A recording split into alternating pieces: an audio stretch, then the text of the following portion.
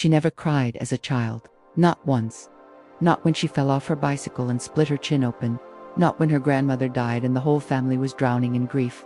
Not when the other children said cruel things to her on the playground, which they did often, because she was strange in ways that children can sense but can never articulate. Her mother thought something was wrong with her, took her to pediatricians who tested her hearing and her vision and her emotional regulation. Everything came back normal. But normal didn't explain the way the girl looked at the sky at night, like she was searching for something she'd lost. Normal didn't explain how she could walk into a room full of strangers and know, with absolute certainty, exactly which of them were in pain. Normal didn't explain why, when she was 6 years old, she sat down next to a woman weeping in a grocery store and said words that made the woman stop crying completely, words that no 6-year-old should have known, words that sounded like they came from somewhere very far away. And when Dr. Amara finally put her under hypnosis at age 29, when she asked her to find the place inside herself that had always felt different, the girl, now a woman, went somewhere that wasn't Earth at all. She went home. And what she described there made Dr. Amara understand that some souls don't come to this planet to learn, they come to teach. And this woman had been doing it her whole life without knowing what she was. The clinic was on the 3rd floor of a building that smelled like old carpet and industrial cleaner. Nothing special, nothing that would suggest what was about to happen in the small room at the end of the hall. Nadia sat in the chair with her legs tucked underneath her, barefoot, despite the cold floor, because shoes had always felt wrong to her, like something she was wearing to satisfy other people rather than anything she actually needed. She'd come because she was exhausted, not physically. Physically, she was fine, healthy, slept enough, ate well, but something inside her was running on empty. Some reservoir that had been draining slowly for years, some essential part of her that was being used up faster than it could regenerate. She described it to Dr. Amara as feeling hollow, like she was a vessel that kept being filled and kept being poured out, and the filling was never quite enough to catch up with the pouring. Dr. Amara had worked with hundreds of clients who described exactly this kind of depletion. Healers, empaths, people who felt everything too deeply, who absorbed other people's pain without meaning to, who gave and gave and gave until there was nothing left for themselves. She knew the patterns, knew the techniques for helping people establish boundaries, for teaching them how to protect their energy, for showing them that caring for others didn't require destroying yourself in the process. But something about Nadia felt different from the usual empath burnout case. Something deeper was going on, something that went beyond this lifetime entirely. And when Nadia dropped into hypnosis faster than Dr. Amara had ever seen anyone drop, like she'd been waiting for permission to fall for years, and finally someone gave it, the therapist knew she was about to witness something unusual. She asked Nadia to describe what she was seeing, where she was, and the response came in a voice that sounded nothing like the tired, quiet woman who had walked through the door 20 minutes earlier. It was clearer, stronger, almost luminous in quality, like light was trying to express itself through sound. I'm not anywhere you would recognize. There's no ground, no sky, no up or down, just space. But it's not empty space. It's full, dense, with something alive, something aware. It's the color of everything at once, all colors bleeding into each other, pulsing with the rhythm I've felt in my chest my entire life on Earth. That rhythm, that's what it is. I always thought my heartbeat felt strange, too fast, too irregular. Doctors could never find anything wrong, but I always knew something was different about how my body runs. Now I understand. My heart is tuned to this place, not to Earth. Dr. Amara's pen stopped moving. She sat very still, watching Nadia's face transform as consciousness pulled her deeper into wherever she was going. Where is this place, Nadia? What are you looking at? The answer came slowly, like Nadia was trying to translate a language that had no equivalent in English, feeling her way through it word by word. It's where I came from, before Earth, before this body, before any body I've ever worn. It's where my kind originates, and there are others here with me, others like me. I can feel them. They're spread out across this space, each one a point of light, each one carrying something specific, a frequency, a purpose, like instruments in an orchestra, each one holding a different note, and together we make something that can't be made any other way. The mystery was deepening now with every word, every image Nadia pulled from that place beyond ordinary past life memory. Dr. Amara asked what she meant by her kind, who these others were, and Nadia's expression shifted into something that looked like recognition mixed with grief, like she was seeing family she'd been separated from for a very long time. We're not human, not originally, not in the way humans understand themselves. We chose this planet, chose to come here at a specific time, for a specific reason, to do something that couldn't be done by the souls who were already incarnating here. We came because Earth needed us, because the collective consciousness here was at a point in its development where it needed certain frequencies injected into it, certain kinds of love, certain kinds of seeing, certain kinds of knowing, things that human souls hadn't yet evolved the capacity to generate on their own. Dr. Amara felt the hair on her arms standing up, felt something electric in the air that she couldn't explain rationally but couldn't deny physically either. She asked Nadia when they came, when this group of beings had first arrived on Earth, and the answer came with the kind of certainty that only someone accessing genuine memory possesses. Many of us came in the 1960s and 70s, the wave I belonged to, born into bodies that were meant to carry these frequencies into a world that was preparing for a shift in consciousness. We didn't know what we were at first. Most of us still don't. We grew up feeling wrong, feeling like we didn't fit, feeling like we were here for something important, but had no idea what it was. Some of us got very sick trying to adapt to Earth's density. Some of us struggled with depression and anxiety, not because something was wrong with our minds, but because our energy was calibrated for a different kind of existence, and being forced into human form felt like wearing a suit 3 sizes too small. The first layer of revelation was laying itself down, piece by piece, and Dr. Amara could feel the structure of something enormous being built in the room.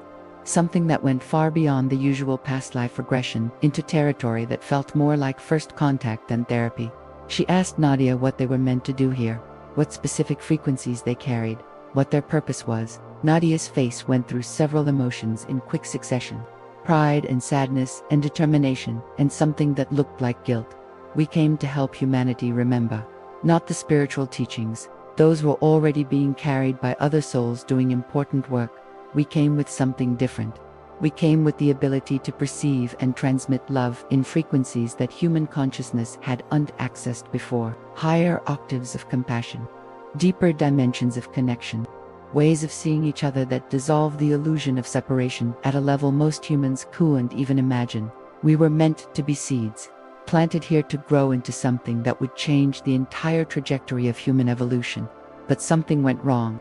That's the part that had been keeping Nadia up at night, that was draining her hollow, that was making her feel like she was running out of something essential. Something went wrong with the original plan. Dr. Amara asked what happened, and Nadia went very quiet for a long time. Long enough that the therapist checked to make sure she was still under, still breathing, still present. When she finally spoke again, her voice was different, smaller, carrying a wound that sounded ancient.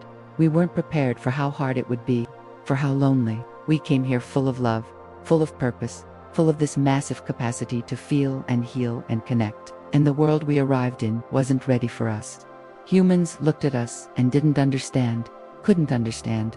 Our frequency was too high, too fast, too intense for most of them to receive comfortably. So they pushed us away, isolated us, made us feel like something was broken about us. And some of us, the ones who were most sensitive, the ones whose connection to their original purpose was strongest, they broke under the weight of it. Dr. Amara asked what breaking looked like, what happened to those star children who couldn't handle the density and isolation of Earth, and Nadia's whole body shook. Some of them left, chose to leave their bodies before they were supposed to, chose death over the pain of being so misunderstood, so isolated, so desperately pouring love into a world that couldn't receive it yet. And that was the real tragedy. Not that they came, not that they struggled, but that so many of them left before they could finish what they came to do, before the world caught up to their frequency, before humanity was ready to receive what they were carrying. They left too early, and the frequencies they were meant to bring, the love they were meant to transmit, the seeds they were meant to plant, all of that went with them, back to where they came from, undelivered. The room felt heavy in a way that had nothing to do with air or atmosphere. Dr. Amara set down her pen and just listened as Nadia described watching this happen. Watching others from her original group struggle and suffer, and some of them choosing to go home before their work was complete. She talked about the guilt that came with being one of the ones who stayed, the responsibility of knowing what was lost when others left, the way that guilt had been sitting in her chest like a stone since she was small, this feeling that she owed something to the ones who didn't. Make it that their unfinished work had somehow transferred to her, that she had to compensate, had to pour out enough love for all of them combined, and that was why she was so depleted, why the hollow feeling never went away, why she gave and gave and gave until there was nothing left. Nadia started talking about specific people she recognized, not by name, not by face, but by frequency, by the quality of their light, the signature of their consciousness, the particular note they carried in the orchestra of star children scattered across Earth. She identified people in her current life who belonged to her original group, who carried the same kind of frequency she did, who she recognized the moment she met them, even though they'd never spoken, never been introduced, never had any earthly reason to know each other. Her closest friend from college, the woman who ran the yoga studio 3 blocks from her apartment, a man she sat next to on a plane once and never seen again, but who she felt immediately, deeply, unmistakably connected to. And then she identified someone unexpected. Someone who wasn't from her group at all, wasn't a star child in the same way she was, but who had been placed in her life for a specific reason. Her therapist, Dr. Amara herself. Nadia turned her head slightly, eyes still closed, and said something that made the therapist's breath catch. You were placed here too. Not from where I come from. You're human, very old soul, very evolved. But you were placed in this work at this time because you were one of the ones who can receive us, can actually hear what we're transmitting. Most therapists can't. They hear the symptoms, the depression, the anxiety, the feeling of not belonging. But you hear the signal underneath. That's why I'm here. That's why this session is happening. Not by accident. Dr. Amara had never in her career felt anything like what she was feeling in that moment. Not fear exactly, not disbelief, something closer to recognition. Like something in her own consciousness was responding to what Nadia was saying, not as information, but as truth, not as a claim, but as a confirmation of something she'd sensed for years without being able to name it. She steadied herself and asked Nadia what she needed, what the point of accessing this memory was, what understanding would actually help her in her daily life. And Nadia's answer was immediate and clear. I need to stop carrying theirs. I need to understand that the ones who left didn't leave their work incomplete because of me. They left because they couldn't bear it anymore, and that's okay. That's human. That's what happens when you pour infinite love into a finite world that isn't ready. And I can't make up for their absence by burning myself out trying to do everything alone. The work is collective. It always was. And the world is more ready now than it was when they left. So the seeds I plant now will actually take root. I just have to stop being so afraid that if I stop pouring, nothing will grow. The emotional climax was arriving now. That moment where grief and relief and understanding converge into something transformative. Dr. Amara watched Nadia's face go through a series of shifts, each one releasing something that had been held tight for years. The guilt, the responsibility, the crushing sense that she alone had to carry the weight of an unfinished mission.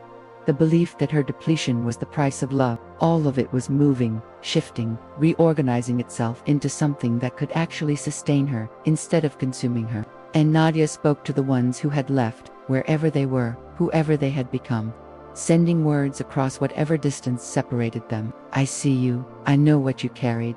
I know why you couldn't keep going. I don't blame you. None of us should blame you. You gave everything you had and then some, and the world was unready, and that's not your failure. That's just where consciousness was at the time. You did what you could with what was available. And now I'm going to do what I can with what's available now. Not for you. Not to make up for what you didn't finish. For me. Because this is also my purpose. This is also why I came. And I can serve that purpose without destroying myself in the process. I'm allowed to receive too. I'm allowed to be filled as well as poured. I'm allowed to let the love come in before I push it back out. That's not selfishness. That's how the system works. That's how the frequencies sustain themselves. You can't transmit what you haven't received. And I stopped receiving a long time ago. I was so focused on giving that I forgot I was meant to take in too. Nadia opened her eyes slowly, like someone emerging from deep water, blinking in the fluorescent light of the therapy room, as if she'd forgotten for a moment what kind of world she was living in. The first thing she said was, I feel lighter.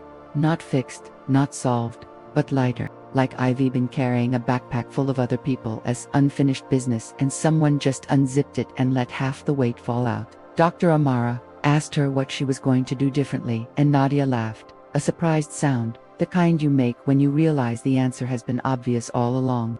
I'm going to stop being so available all the time. I'm going to learn to say no. Not out of fear or selfishness, but out of understanding that an empty vessel can't fill anyone. I'm going to spend more time doing the things that fill me up, being in nature, being quiet, being alone when I need to be alone.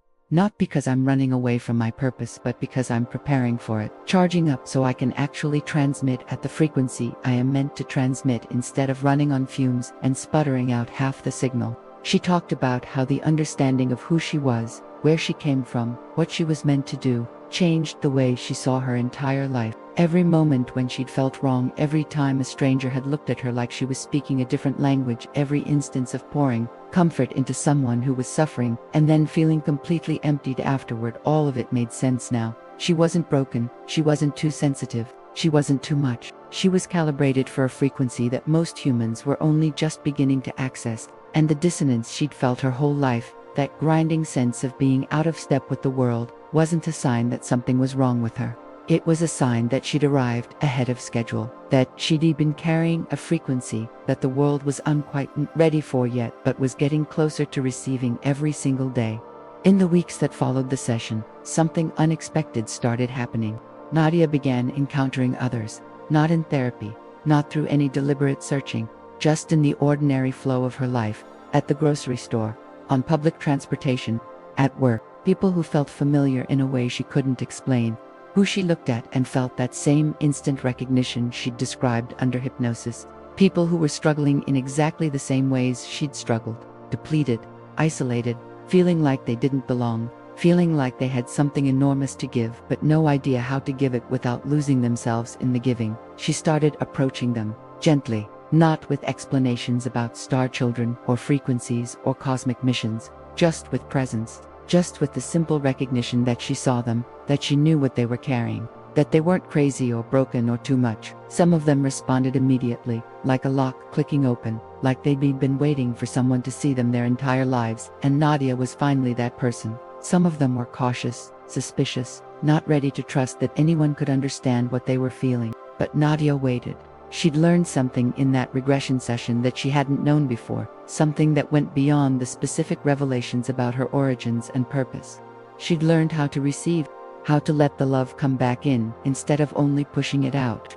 And that single shift, that one fundamental change in how she related to her own energy, made everything else possible. Dr. Amara started seeing a pattern in her other clients too, after Nadia's session opened her eyes to it. People with similar stories, similar feelings of not belonging, similar levels of depletion, similar abilities to sense what others were feeling, similar sense of having arrived on earth with a specific purpose that they could unquite articulate but that burned in them like a flame that never went out. She started asking different questions in her sessions. Not just where did you come from or what happened to you, but what did you come here to do? And the answers that came back, again and again, in different words but with the same essential meaning, were versions of what Nadia had described: love, connection, healing, the illusion of separation, helping humanity remember what it really is, helping the collective consciousness evolve past the point where the kind of love these souls carried had to be hidden or suppressed or given away until there was nothing left. Not all of them came from the same place Nadia came from. Not all of them were part of the same wave or the same original group, but they shared something essential: a frequency, a calling, a willingness to incarnate on a planet that did unfully understand them because the work was too important to leave undone. And the hardest part, the part that made so many of them burn out and break down and sometimes give up entirely, was learning that doing the work didn't mean sacrificing everything, that love was renewable, that you could pour it out and have it come back if you let it. If you stopped blocking the flow by believing you had to earn your right to receive, if you understood that you weren't here to empty yourself into the world but to be a channel through which something much larger than yourself could move. Nadia is 30 years old now. She still feels different, still feels like she's tuned to a frequency that most of the world hasn't found yet, still has moments when the density of Earth feels almost unbearable, when the noise and the suffering and the unconsciousness of so much human behavior makes her want to disappear entirely. But she doesn't disappear anymore. She stands in it, feels it, lets it move through her instead of trying to carry it, and she keeps finding them, the others like her, scattered across this planet like seeds waiting for the right conditions to bloom. Some of them are children, young ones just beginning to sense how different they feel, just starting to realize that the world they've been born into doesn't quite fit the shape they are. And Nadia holds space for them, not as a teacher or a healer or an authority, just as someone who knows, someone who has been where they are and survived it and found that surviving it was uneven the point. The point was learning how to live with it, how to turn the thing that made you feel most alone into the thing that made you most capable of helping. Dr. Amara kept Nadia's recording and shared it, with Nadia's permission, with a small group of colleagues who she trusted to receive it without dismissing it outright. Some of them were skeptical, some were curious, a few were moved to tears, not because the story was dramatic or sensational, but because it resonated, because something in their own experience echoed what Nadia had described, because they'd been seeing the same patterns in their own clients and had never had a framework for understanding what they were seeing. They started meeting, sharing notes, comparing stories, building a quiet, unofficial understanding of what might be happening on this planet, what kinds of souls were arriving, what they might need in order to complete the work they came here to do. It wasn't a movement, it wasn't organized or named or marketed, it was just people finding each other, souls recognizing souls, the way it's always been, across every generation, in every civilization. Whenever consciousness needed to shift and the universe seeded the shift with exactly the kind of love that could make it happen, the star children are here, have been here for decades. Most of them don't know what they are yet. Most of them are still struggling with the gap between what they feel inside and what the world tells them is acceptable to feel. But they're waking up, one by one, session by session, moment by moment, learning that they're not broken, not too much, not wrong, just early, and the world is almost ready now. Almost ready to receive what they've been carrying. Almost ready to let the frequencies land that were meant to land decades ago but couldn't because the ground was unprepared. It's preparing now, and they're still here, still transmitting, still pouring love into a world that's finally, slowly, beginning to hear it. If you've always felt like you don't belong here, if you've spent your life feeling too much and giving too much and wondering why you always end up empty, if you looked at the sky and felt something in your chest that wasn't quite loneliness, but was something close to it, maybe you're one of them. Maybe you came from somewhere else. Maybe you've been carrying a frequency that the world is only now beginning to tune into. You're not broken. You're not crazy. You're not too sensitive.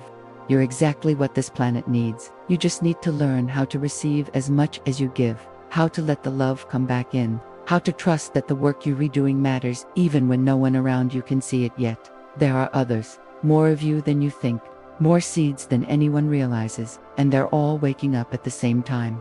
The next one starts now.